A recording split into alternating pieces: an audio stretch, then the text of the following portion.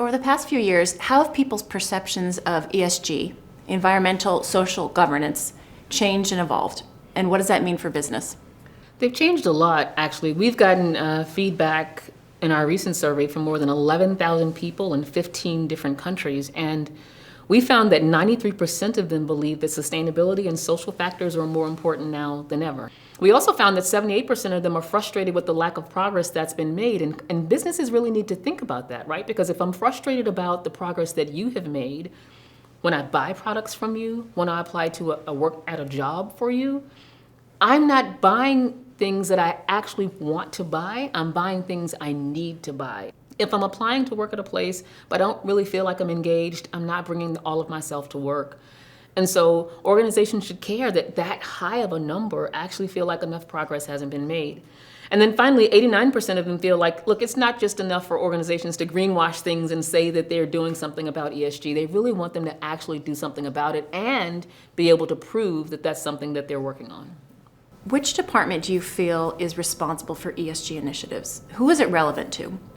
You know, that's an interesting question because I sort of think of the way ESG needs to emerge as the way that digital emerged some years ago. So I used to work with another organization, and we talked about how C-suite needed to evolve to the D-suite. The digital wasn't just one organization's responsibility. And I think the same thing is true with ESG, right? It's not just one organization's responsibility. Every single function needs to think about that. Every single function needs to contribute to that. And so while you might have someone that serves as a czar for it in your organization, it really is everyone else's responsibility. Everyone needs to have a seat at that table, both in terms of voice and in terms of accountability. If we look back at the data, we saw that 94% of people believe that sustainability and societal metrics should be used to inform their traditional business metrics. And they want that to affect the way that they look at their supply chain, the way that they think about how they develop their products, the way that they look at logistics or distribution. They want to look at the way that they market and the way that they sell products, or how they even recruit and keep their talent. So that evolution from one person being responsible to look at it to all of us being responsible to look at it is not just something that I care about, but it's reflected in the numbers as well. So what are your recommendations for business leadership on how to integrate and actualize ESG within their business roles? Everyone has a need that they are looking for someone to fill, this hole that they want you to fill. And so whether it's the product that you're selling or the way your product makes them feel, what is it that you're doing for them? And if they go back and look at how they may be able to integrate ESG into all of the things that they're working on, let that be the driving force.